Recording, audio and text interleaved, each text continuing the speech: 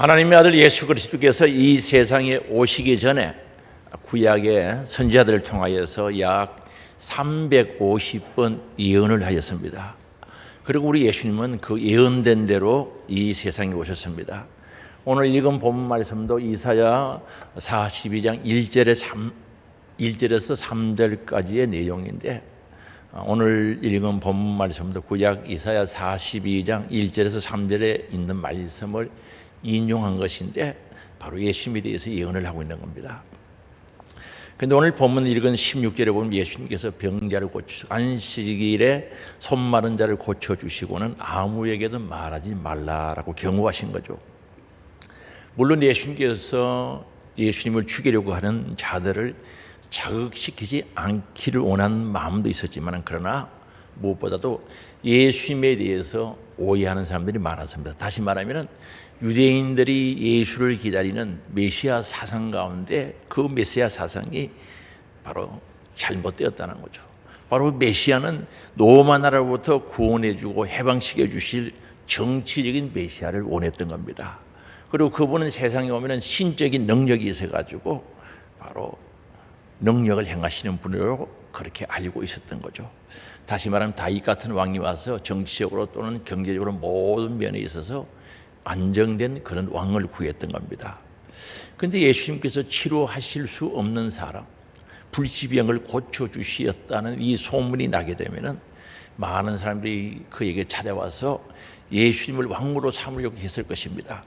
오병이어의 기적이 일어난 이후에도 예수님을 왕으로 삼으려고 할 때 예수님은 한적한 곳으로 가서 기도하셨는데, 바로 그런 것들 때문에 예수님께서 바로 손 마른 환자를 고쳐주시고 아무에게도 이야기하지 말라라고 경고하신 겁니다.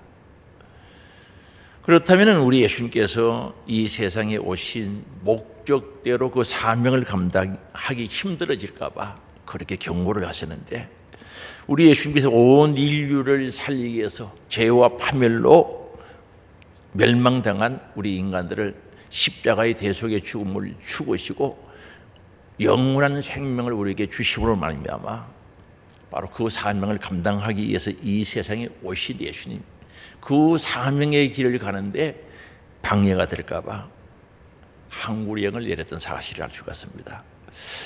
그러면 오늘 이 성령을 바로 항구령을 내리고 이사야가 이야기했던, 예언했던 예수님에 대해서 말씀하고 있는 거죠. 그 예수님은 어떤 분인지 그 말씀 속에 기록되어 있죠.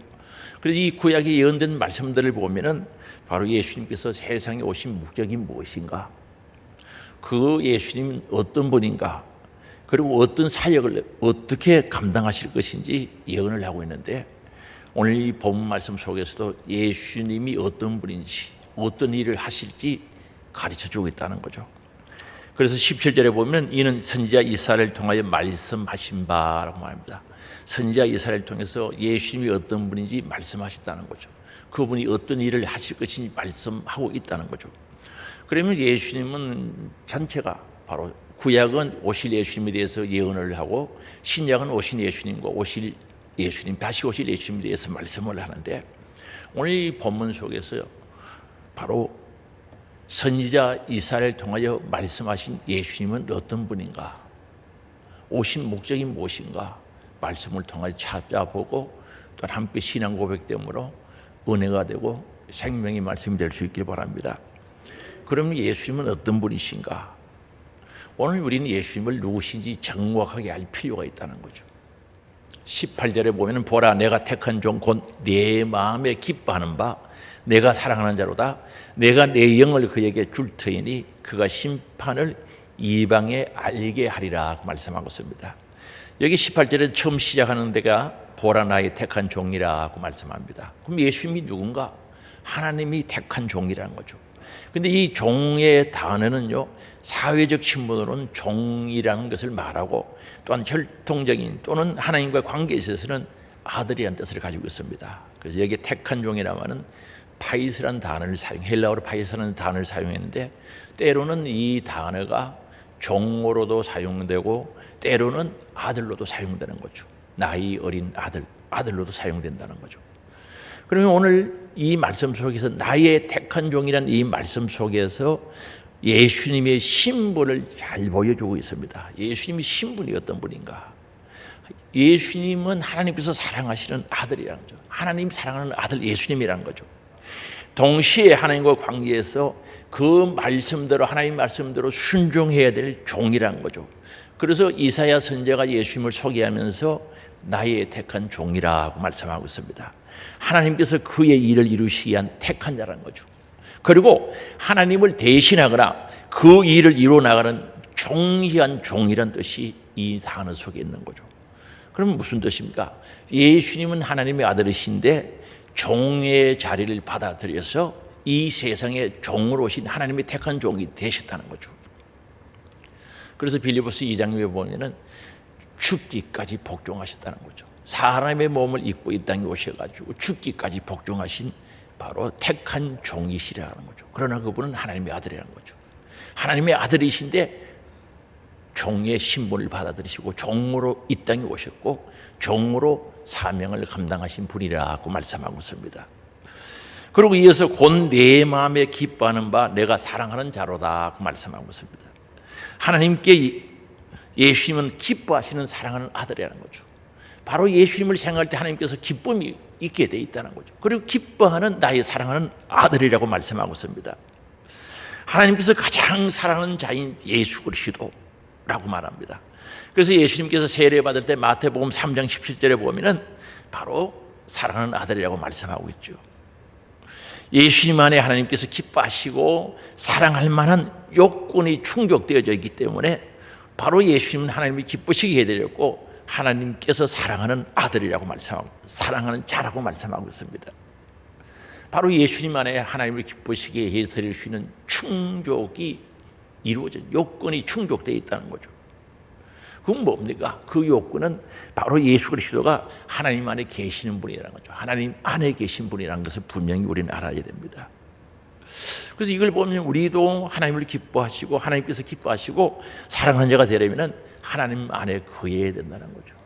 하나님 바깥에서는 절대 하나님을 기쁘시게 해드릴 수 없고 또 그러므로 하나님의 사랑을 받을 수 없다는 것을 알 수가 있는데, 그래서 우리가 사랑을 받을 수밖에 없는 하나님의 안에 살아간다면 얼마나 좋겠습니까?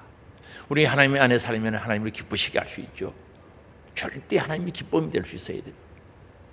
그래서 바로 예수님은 하나님을 기쁘시게 해드리는 하나님의 사랑을 받는 자라고 말씀합니다. 그런데 오늘 우리가 말과 행동이 하나님 안에서 만들어진 것이라면 하나님께서 기뻐하시고 하나님께서 사랑하시겠죠.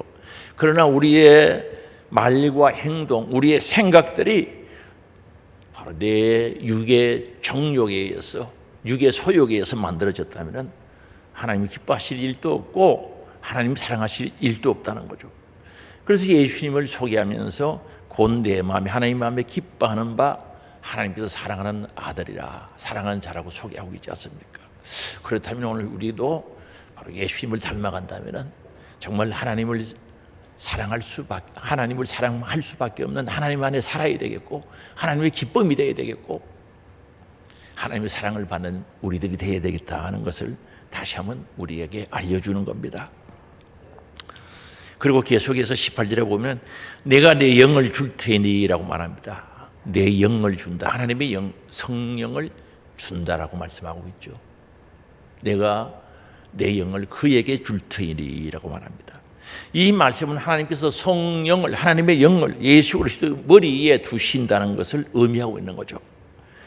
바로 예수님께서 이 말씀대로 세례를 받을 때 성령님이 그 머리에 임했던 사실을 우리가 알 수가 있죠. 그래서 마태복음 3장 16절에 보면은 예수께서 세례를 받으시고 곧 물에서 올라오실 새 하늘이 열리고 하나님의 성령이 비둘기같이 내려 자기 위에 임하심을 보시더니라고. 세례 받을 때 성령, 하나님의 영이 머리 위에 임한 사실을 보았다는 거죠. 그래서 하나님께서 하나님의 영을 주신다는 것은 예수 그리스도를 통해서 하나님 자신이 활동하신다는 의미죠. 하나님이 하실 일을 예수 그리스도를 통해서 하실 수 있도록 하나님의 영을 예수님의 머리에 부어주시겠다는 뜻입니다. 그래서 예수님의 말씀과 사역, 예수님이 하시는 모든 일에 초월적인 권위, 능력을 부여해 주시겠다는 거죠. 그래서 예수님이 이 땅에 오셔서 주의 일들을 이루어 가시는데 주의 영, 하나님의 영이 그 머리에 임하심으로 말미암아 초월적인 권위와 능력을 가지고 이 일을 감당하실 것을 말씀하셨고, 그래서 18절 하반절에 보면 그가 심판을 이방인에게 알게 하리라고 말씀하고 있습니다. 심판을 알리는 것은 메시아의 직무 중에, 우리 예수님이 하셔야 할 일 직무 중에 독특한 직무죠. 심판을 알린다는 거죠. 그럼 심판을 알린다는 말이 뭔가? 복음을 전한다는 말씀입니다. 예수님께서 하나님 주시는 영이, 하나님의 영이 충만해서 권세와 권위를 가지고 바로 심판을 알린다는 것은 전도를 하시겠다는 말씀인데, 이 복음을 전하는 전도에는 반드시 심판이 있는 거죠. 회개하라, 하나님 나라가 가까웠다는 거죠. 회개하지 않으면 하나님 나라가 올 수가 없는 거예요. 이 복음에는 반드시 심판이 있거든요. 이 심판은 믿는 자 편에서는 영광이죠, 구원이죠, 생명입니다. 그러나 불순종하고 믿지 않는 자들에는 멸망이요, 저주가 되는 거죠. 그래서 이 복음에는 양면이 있죠. 하나는 사는 길, 생명이 있고, 하나는 멸망, 저주, 복, 두 길로 갈라지는 거죠. 복음이 전파되는 곳에는 받아들이고 순종할 때 복이요, 은혜요, 생명이 되고, 그걸 거부할 때는 사망과 지옥이 되는 거죠. 멸망이 된다는 사실이죠. 그래서 복음을 믿으면 복이요, 생명입니다. 복음을 믿지 않고 거부하면 심판이요, 저주요, 사망이 될 수밖에 없다는 거죠. 그래서 성령이 예수님께 역사하심으로 그 능력으로 하나님의 심판을 전한다는 사실을 분명히 말씀하고 있습니다. 그래서 예수님의 사역은 바로 복음 전하시는 직무를 가지고 이 세상에 오셨다는 거죠. 그럼 예수님은 어떤 분인가? 복음 전하시는 분, 하나님의 심판을 전하는 분, 성령의 능력으로 심판을 전하시는 분이라는 사실을 말씀하고 있습니다. 이 직무는 제자들을 통해서 계속 진행되어지고 있었죠. 제자들도 가는 곳마다 회개하라, 하나님 나라가 가까웠다는 거죠. 하나님의 심판을 선포하는 거죠. 회개하지 않으면 죄값으로 멸망한다는 거죠. 죄의 삭은 사망이라는 사실이 여기에 들어가 있지 않습니까? 그래서 제자들도 가는 곳마다 회개하라, 하나님 나라가 왔다라고 선포하셨고, 70인 전도자도 가는 곳마다 회개하라고 선포하신 거죠. 바로 심판을 선포했다는 거죠. 그래서 오늘 그 복음의 심판은 오늘 우리 믿는 자들에게 영광이 되고 생명이 되고 구원이 되고 천국이 되고 은혜가 되어야 되는 줄 믿을 수 있기 바랍니다. 그래서 오늘 또 우리가 예수님을 닮아간다 했을 때 우리는 이 복음 전하는 일에 함께하지 않습니까? 어디 가서 복음 전하면 그 속에는 사는 길과 저주가 그게 함께 있는 거죠. 그래서 심판을 선포한다고 말씀하고 있지 않습니까? 그래서 성령 충만함으로 복음 증거자로 예수님께서 이 땅에 오셨다는 거죠. 그래서 마가복음 1장 38절에도 보면 예수님께서 말씀하시기를 전도하러 왔다는 거죠. 내가 이 땅에 온 것은 전도하러 왔다. 다른 마을로 가서도 전도하자는 거죠. 복음 증거하자는 겁니다. 우리 예수님이 오신 목적이 바로 전도하러 오셨다는 사실을 알 수가 있거든요. 다시 말하면 예수님은 어떤 분이신가? 하나님의 아들이지만은 죽기까지 복종하시는 종으로 오셨다는 거죠. 나의 택한 종이라고 말씀하고 있습니다. 영광의 보좌 버리고 사람의 몸으로, 사람의 형체로 오셔서 죽기까지 복종하신 선택받은 종, 하나님의 아들이지만 종으로 오셨다는 거죠. 그러면 오늘 우리가 예수님을 닮아간다면 우리도 이 길 가야 되겠죠. 그리고 예수님은 하나님 안에 거하시는 분으로서 그분의 뜻대로 살면서 하나님을 기쁘시게 해드리고 하나님의 사랑을 받은 자라는 거죠. 그게 예수님이 이 땅에 오신 목적이죠. 하나님의 뜻을 이루며 하나님을 기쁘시게 해드리는, 그러므로 하나님의 사랑을 받는 예수 그리스도의 모습이죠. 이거 닮아가기를 원합니다. 성탄 시즌에, 대림절 기간에 오늘 예수님을 생각하고 닮아가기를 원합니다.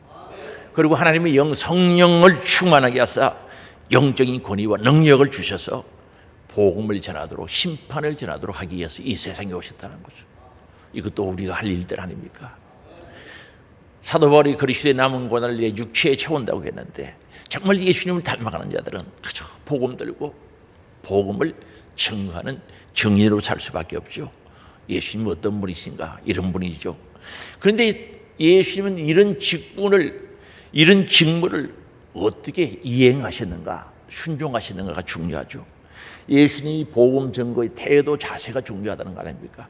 예수님께서 하나님의 뜻을 이루기 위해서 이 땅에 오셔서 살아가신 그 방법, 삶의 방법, 삶의 태도, 삶의 자세가 굉장히 중요한데 어떻게 사시냐는 거죠. 19절에 말씀하고 있거든요. 그는 다투지도 아니하며 들레지도 아니하리니 아무도 길에서 그 소리를 듣지 못하리라 말씀합니다. 예수님의 사역을 감당하시는 그 길은 다투지도 않았다는 거죠. 여기 다툰다는 말은 언쟁이 심화된 상태, 그저 감정이 불을 끌어가지고 폭발해서 언쟁이 심화된 상태를 가리키는, 그래서 다투는 거죠. 큰 소리 치는 것을 의미하는 거죠. 예수님은 그러지 않았다는 거죠. 다투지 않았다는 거죠. 그리고 덜내지도 않았다는 거죠. 부러지다 야단스럽게 떠들다는 거죠. 많은 환호성을 지르는 장면이라고 보면 됩니다. 덜내지도 않았다는 거죠. 부러지다 야단스럽게 떠들다는 거죠. 예수님의 사역 방법은 분명히 나타나죠. 바로 다투지 않았다는 것, 덜내지도 않았다는 거죠. 예수님은 자기 의를 세우기 위해서 다른 이들과 절대 다투지 않았다는 거죠. 논쟁하지 않았다는 겁니다. 바리새인들 보세요. 그리고 사두개인들, 그중 서기관들, 예수님을 넘어뜨리려고 그렇게 괴롭히고 그들이 찾아와서 예수님을 시험 들게 하고 올무에 걸리도록 했지만 그들과 다투지는 않았다는 거죠.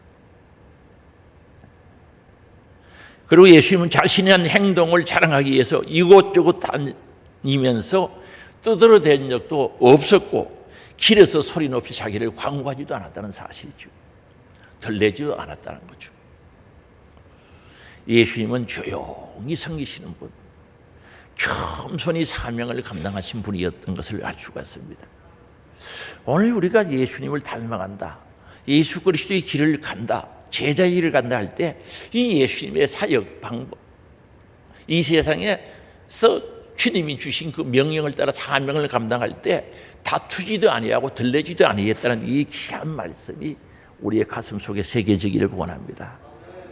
일은 열심히 하는데 시끄러워요. 그렇죠. 좀 그저 조용히 감사함으로 하면 얼마나 좋겠습니까? 그래서 오늘 복음을 전하는 자들의 자세, 예수 그리스도의 길을 따라가는 자들, 교회를 섬기면 충성하는 자들에게도 이 자세와 태도가 아주 중요한데 예수님의 모습을 닮아야 되지 않겠냐는 거죠. 그만한 자세로 진리를 이야기를 한다면 무슨 효과가 있겠습니까? 교만한 모습으로 섬긴다면 무슨 영광이 드러나겠습니까? 오늘 우리는 예수님처럼 온유하게 섬길 수 없을까? 정말 예수님처럼 온유하게 주신 사명을 감당할 수 없을까? 그러면서도 인내가 있어야 되겠지요. 온유하게 일하시면서 참고 견디고 주님의 때를 기다리는 인내와 때로는 절제의 자세가 필요하지 않겠습니까? 하고 싶지만, 훅하고 싶지만 참고 견딜 수 있는 절제의 자세가 복음을 전하는 우리들에게 꼭 있어야 될 것이 아니겠느냐는 거죠. 그래서 오늘 이 19절 말씀 속에서 주님이 하신 말씀, 주님에 대한 예언이죠. 그는 다투지도 아니하며 들레지도 아니하리니 아무 길에서 그 소리를 듣지 못하리라. 자기를 자랑하고 시끄럽게 다투는 소리를 들어볼 수가 없다는 거죠. 주님께서 이 땅에 사시면서 그 사명을 이루어가는 방법, 그 태도, 자세가 그러했다는 거죠. 이러한 은혜가 우리들에게도 있었으면 좋겠습니다. 주님 닮기 원합니다. 정말 주님이 이 일을 위해서 오셨고 우리들에게 본을 보여주셨고 오늘도 우리는 이 길을 가야 되는 줄 믿습니다. 그리고 예수님께서 하신 일 중에 진짜 중요한 게 있거든요. 설모없는 인생을 고쳐주셨다는, 설모없는 인생이라고 하니까 좀 그래요? 예수님의 사역은 설모없는 인간, 다시 말하면 죄된 인간을 고치시고 치료해 주시기 위해서 오셨다는 것 아닙니까? 죄의 사선 사망 지옥이거든요. 뭐 설모없지요 뭐. 그래서 오늘 20절에 보면은 상한 갈 때도 꺾지 아니함이라고 말씀합니다. 주님께서 상한 갈 때도 꺾지 아니하시고 치유해 주시고 회복시켜 주시는 인자한 분, 그 일을 위해서 이 땅에 오셨다는 것 아니겠습니까? 여기서 상한 갈대는 무엇을 가리킵니까? 연약하고 아무 소용없어 쓸데없는 인간, 고통과 좌절로 인해 심령이 산산이 부서진 쇠잔한 심령을 비유적으로 말씀하고 있거든요. 이 파스칼이라는 철학자는 생각하는 갈대라고 했는데, 사람이 생각하는 갈대라고 그렇게 표현했죠. 우리 예수님은 우리 사람들, 인간들을 보고요, 상한 갈대라고 본 거죠. 이 팔레스타인 지역에 특히 에집트도 가면 있습니다. 이 갈대는요 아주 길어요. 3, 4m 되는 거죠. 나일강에 가면 갈대가 그렇게 길어요. 그걸 꺾다가 바른 것은 자로 사용하는 거죠. 자로 사용하면 그걸 가지고 자로 지어보죠. 거기에서 캐논이라는 단어가 나온 거죠. 표준이라는 단어가 나왔죠. 하나님 말씀은 캐논이다, 표준이라는 거죠. 그 자로 사용하고 때로는 그걸 가지고 회초리로 사용하죠. 이 갈대가 우리나라 갈대하고 달라요. 길어요. 굵고. 그런데 상한 갈대는 무용지물. 다시 말하면 아무 쓸모가 없다는 거죠. 인간을 상한 갈대로 비유했다는 것은 하나님 앞에서 인간이 얼마나 초라한 존재인지를 잘 드러내주고 쓸모없는 인간인 것을 가르쳐주고 있는 거죠. 그 상한 갈대를 어디 사용하겠습니까? 그런데 감사한 것은, 또 감사해야 할 것은 이 상한 갈대에도 꺾지 아니하시는 주님을 소개하고 있는 거죠. 우리 예수님은 상한 갈대를 꺾지 않는다는 거죠. 그걸 우리들에게 소개해주고 주님이 하신 일이라는 거죠. 사람들은 좋은 갈대를 구하기 위해서 상한 갈대를 마구 버리죠. 베어버리죠. 버립니다. 좋은 갈대를 구하기 위해서는 어쩔 수 없습니다. 상한 갈대를 버리게 되어 있습니다. 그러나 주님은 상한 갈대를 긍휼히 여기시고 불쌍히 여기시고 버리지 아니하시고 자비를 베풀어 주시는 자비의 왕으로 이 세상에 오셨다는 사실을 말씀하고 있습니다. 오늘 우리 예수 그리스도, 우리 주님 되신 예수 그리스도 마태복음 9장 35절에 보면 모든 병과 약한 것을 고치시리라 말씀합니다. 모든 병과 모든 약한 것을 고쳐주시는 주님이심을 말씀하고 있거든요.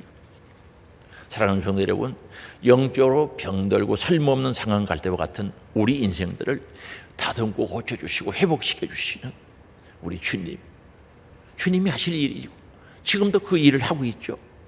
그래서 고쳐서 하나님의 의의 병이로 하나님께서 쓰실 귀한 일꾼으로 세워주신다는 거죠.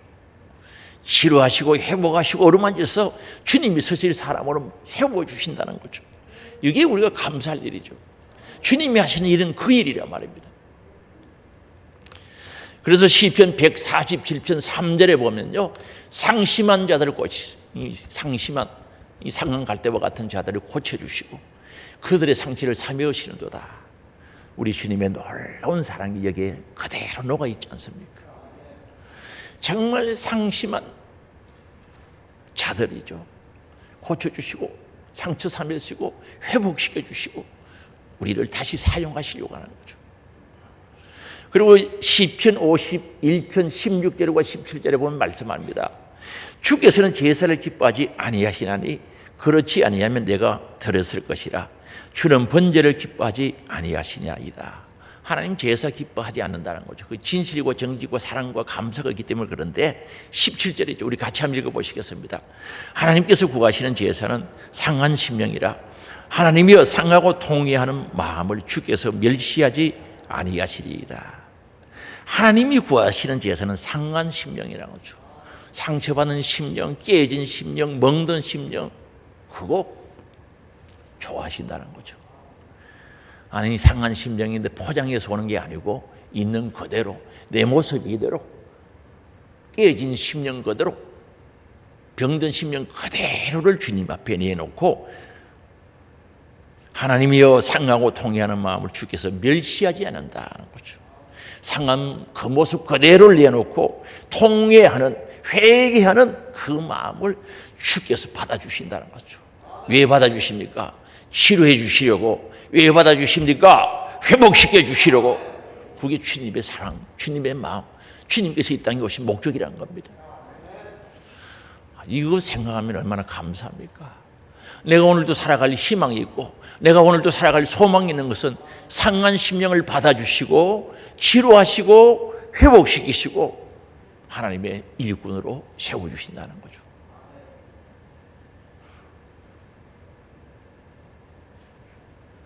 오늘도 상한 마음을 가지고 주님 앞에 나와 고백한다면, 자백한다면 고쳐주시지 않습니까? 회복시켜 주시거든요. 그 회복이 얼마나 큽니까? 하나님의 자녀로 회복시켜 주신단 말입니다. 우리가 하나님을 아빠, 아버지라고 부를 수 있는 그 자리에까지 이르게 해주신다는 거죠. 사랑하는 성도 여러분, 우리 주님 은혜 한번 생각해 봅시다. 예수님이 이 땅에 오신 목적대로 우리가 어떻게 되었습니까? 주님은 이 땅에 오신 목적을 다 이루어 놓으신 거죠. 그래서 우리는 하나님께서 우리를 죄 없다고 해주시지 않습니까? 예수 믿고 회개하고 죄 사함 받은 자들 우리에게 죄 없다 인정해 주시는 거죠. 어렵다고 인정해 주신다는 거죠. 칭이 어렵다고 불러주신다는 거죠. 그리고 하나님의 자녀로 삼아주신 거죠. 세상의 종이 되고 세상 사람이었는데 마귀 종이었죠. 그런데 하나님의 자녀로 삼아주시고 하나님의 일꾼으로 세워주시고 영원한 천국을 우리에게 주셔서 얼마나 감사합니까? 바로 예수님이 목적대로 이 땅에 오셔가지고 이룬 오신 일을 통해서 우리가 그런 은혜를 받고 천국의 소망을 가지고 오늘도 살아가고 있거든요.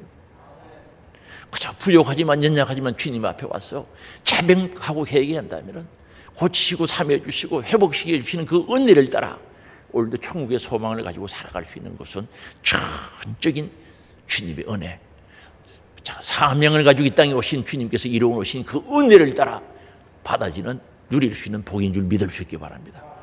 얼마나 감사하냐는 거죠. 설모없는 상황 갈 때, 버림받을 수밖에 없는 상황 갈 때, 갈대 같은 존재였음을 우리는 늘 기억하면서 하나님의 은혜를 감사하지 아니할 수가 없겠죠. 정말 갈대 같은 존재, 버릴 수밖에 없고 꺾일 수밖에 없는 존재, 주님의 은혜를 통해서 우리를 회복시켜 주셨습니다.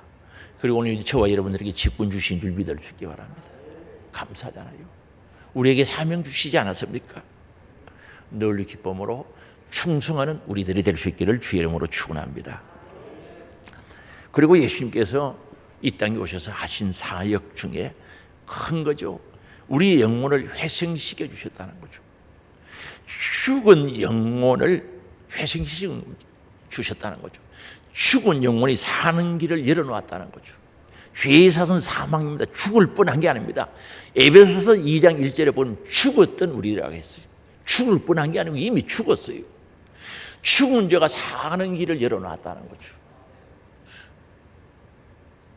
죽어 지옥 갈 자를 살려 천국 가는 길을 우리 주님께서 열어놓으신 거죠. 그게 예수님께서 이 땅에 오셔서 하신 일이란 말입니다. 그래서 20절 하반절이죠. 꺼져가는 심지를 끄지 아니하기를 심판하여 이길 때까지 하리니라고 말합니다. 여기 보면 꺼져가는 심지를 끄지 않았다는 거죠. 여기 심지를 뭡니까? 등불을 가리킵니다. 램프, 등불, 등. 제가 어렸을 때는 우리 집에 전기가 늦게 들어왔어요. 10월에 늦게 들어왔는데 호롱이라 그러죠. 호롱. 기억나세요?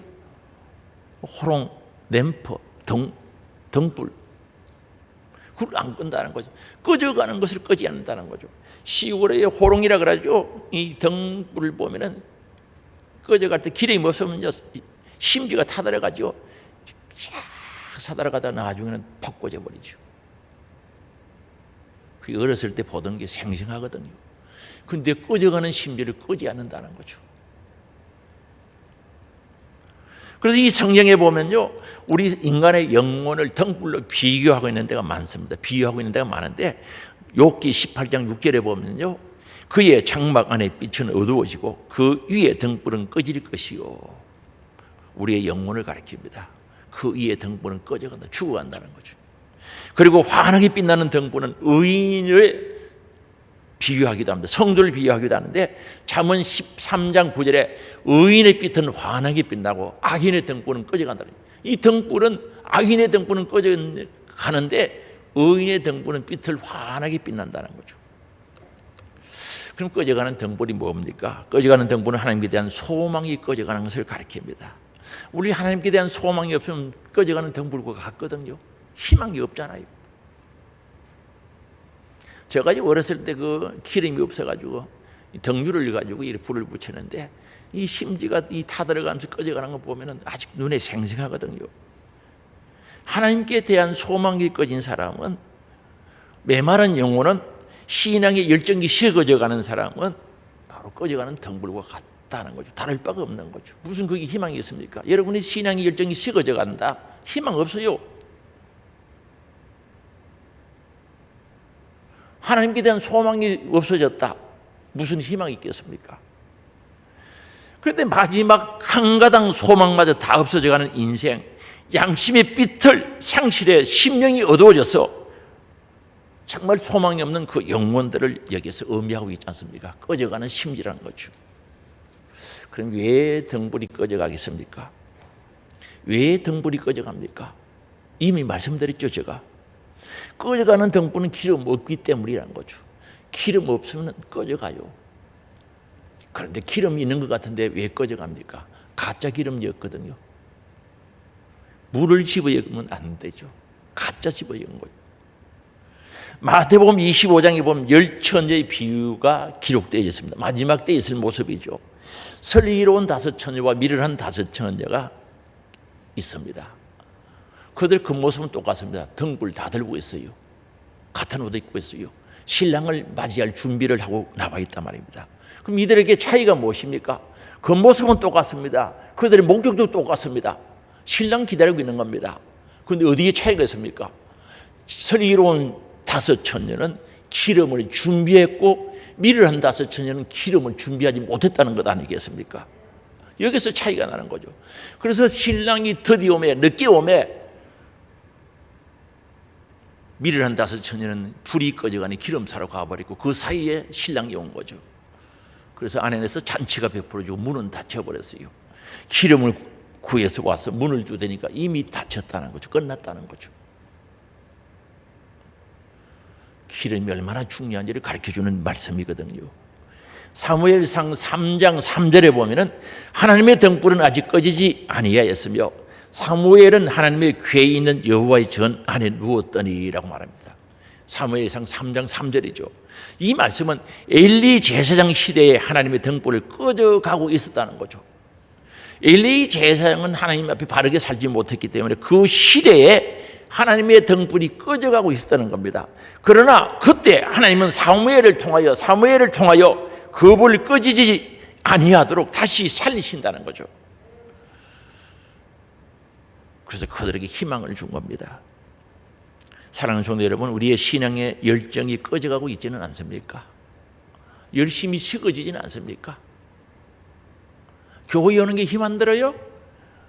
추운 날씨에 교회 오는 게 힘 안 들어요? 찬양대 하는 게 힘들어요?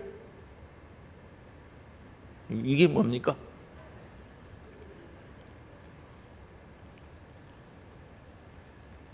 냉랭해지고 형식적인 삶, 형식적인 신앙생활, 기계적이 될 때가 없느냐는 거죠.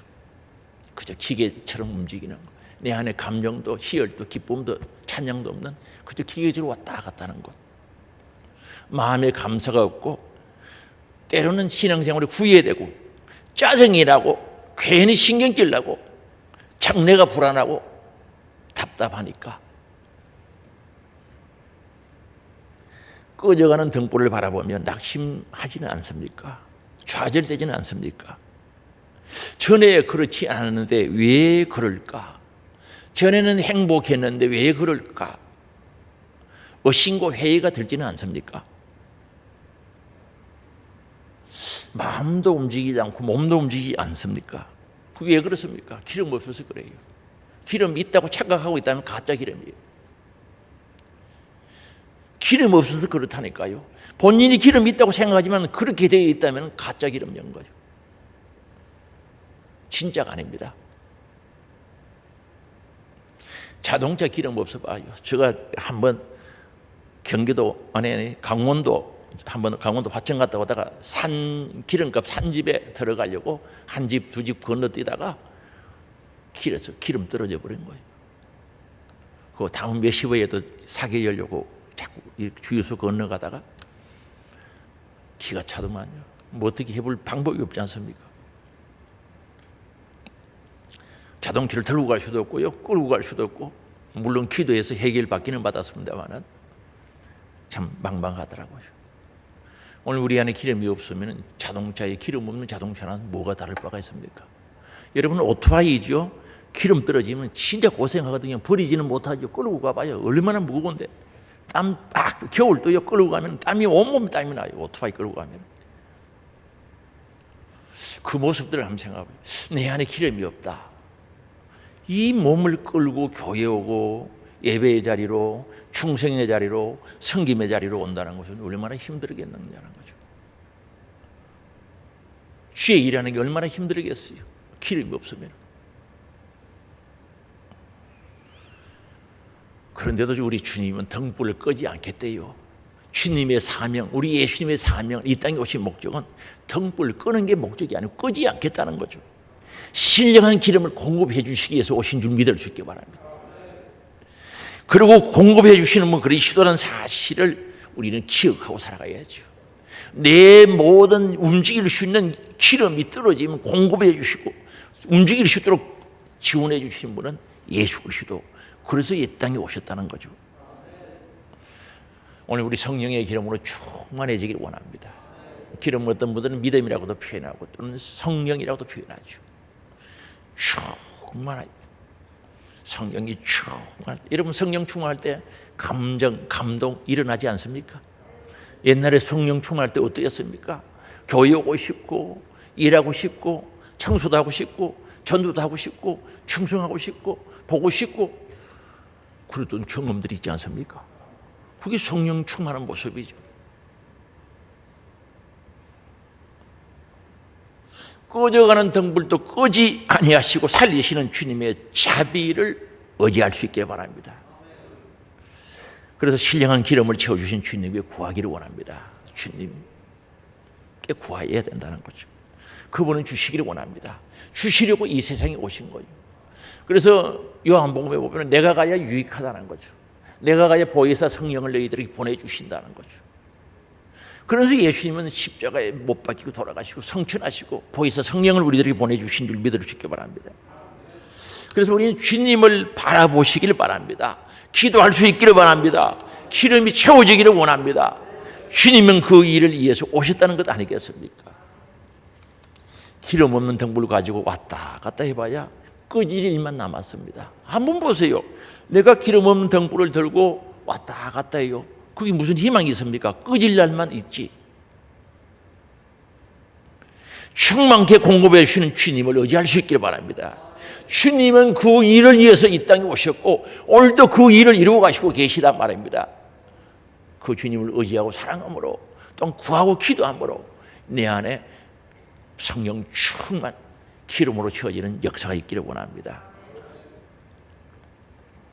그래서 오늘 20절 맨 마지막 하반절에 보면 심판하여 이길 때까지 하리니라고 말합니다. 언제까지? 심판하여 이길 때까지 하겠다는 거죠. 이 말씀은 우리 주님께서 세상에 오셔서 십자가에 죽으시고 사망 권세 깨뜨리고 부활할 때까지를 가리키는 거죠. 이 마귀들은요 하나님의 아들 주인이죠. 온 우주의 주인 되신 예수님 하나님의 아들이 오니까 저 아들만 죽여버리면 세상이 우리 것이라고 생각했던 거죠. 마귀들이 온 수령을 해서 예수님의 십자가에 못 박아 죽였어요. 그들은 승리했다고 야단 큰 소리 쳤습니다. 환호를 질렀습니다. 그러나 죄 없는 예수님은 3일 만에 부활하셔서 사망 권세 깨뜨리시고 죽음의 권세 깨뜨리시고 승리하신 줄 믿을 수 있게 바랍니다. 3일 만에 부활하셨다는 거죠. 그래서 심판에 이길 때까지 우리 예수님이 이 땅에 오셔서 승리하신 줄 믿을 수 있게 바랍니다. 그런데 이 승리하신 예수님께서 다시 오시겠다고 약속했거든요. 지금 대림절 기간이거든요. 성탄 주님의 오심을 축하하고 그걸 감사하게 받아들이고 다시 오실 주님을 바라보는 시간이 대림절 기간 성탄 시즌 아니겠습니까? 그 승리하신 예수님께서 다시 오신대요. 초림의 주님은요 초라한 구유에 오신 거죠. 정말 초라하죠. 있을 사관이 없어서 방이 없어서 짐승의 우리에 왔단 말입니다. 그러나 재림해 주는 영광스러운 모습으로 오시는 줄 아시기 바랍니다. 성리자의 모습으로 오시는 줄 믿을 수 있길 바랍니다. 그분이 오셔서 영광스러운 잔치가 베풀어질 텐데 그럴 때 주님을 바라보고 의롭게 믿음을 지키고 산 자들을 그 잔치에 초청하신다는 거 아니겠습니까? 그럴 때 우리는 주님과 함께 왕노릇 하는 그날이 오는 줄 믿을 수 있기 바랍니다. 그래서 우리는 그때까지 주님 다시 오실 그날까지 주님의 사랑과 자비와 도우심으로 살아야 돼요. 주님의 은혜가 없으면 살 수 없다는 것을 깨닫고 나는 주님께 붙어 있어야 된다는 거죠. 나는 포도나무며 너희는 가지는 포도나무에 붙어야 진액이 공급되고 꽃이 피고 열매 맺히듯이 우리는 주님을 떠나서 절대 살 수 없습니다. 하나님 안에 앵크리스도 그리스도 안에 사는 그리스도와 함께하는 삶이 우리들에게 필요하다는 거죠. 그래서 상관갈대를 꺾지 아니하며 꺼져가는 심지를 끄지 아니하시는 주님께서는 오늘도 우리를 고쳐주시고 우리를 삼해주시고 우리를 회복시켜주시고 신령한 기름을 부어 힘 있는 소망 있는 신앙생활을 원하고 계시다는 사실을 믿음으로 받아들일 수 있기를 바랍니다. 그래서 주님이 오늘도 오라고 불러요. 온유하시고 겸손하신 주님께서 우리를 부르고 계시는 거죠. 그렇게 살다가 기름 없으면 안 돼. 기름 떨어지면 안 돼. 소망 잃어버리면 안 돼. 낙심하고 좌절하면 안 된다는 거죠. 그래서 마태복음 11장 28절에 우리를 부르고 계시는데 같이 읽어보시겠습니다. 수고하고 무거운 짐자들아 다 내게로 오라. 내가 너희를 쉬게 하리라. 수고하고 무거운 죄짐을 지닌 자들아 다 내게로 오라. 내가 너희를 쉬게 하리라. 주님의 우리를 향한 부르심인 줄 아시기 바랍니다. 오늘도 그 부르심을 따라 주님 전에 주님 앞에 온 줄 압니다. 이것이 하나님의 큰 사랑이요 주님의 은혜요 주께서 우리에게 주시는 신령한 복인 줄 믿을 수 있기 바랍니다. 우리 예수님께서는 이 일들을 이루시기 위해서 이 땅에 오셨단 말입니다. 성탄 주님이 이 땅에 오신 것 그냥 오신 게 아니라 이 큰 일을 하시기 위해서 오셨고 또한 이 일을 하셨고 오늘 이 일을 통해서 우리들에게 소망 주시기를 원하고 회복시키기를 원하시고 사며 고쳐주시기를 원하시는 주님의 사랑이 그대로 있다는 거죠. 대림절 기간입니다. 성탄 시즌입니다.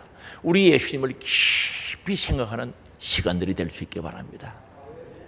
정말 예수님을 깊이 생각하는 그분이 왜 오셨는지 그분이 어떻게 일을 하시는지 어떻게 사명을 감당하시는지 우리에게 주신 것이 무엇인지 깊이 생각하여 주님의 은혜와 사랑 또한 다시 회복할 수 있는 기회를 주시고 은혜를 주신 그 은혜를 따라서 우리 신앙생활이 승리하기를 원합니다.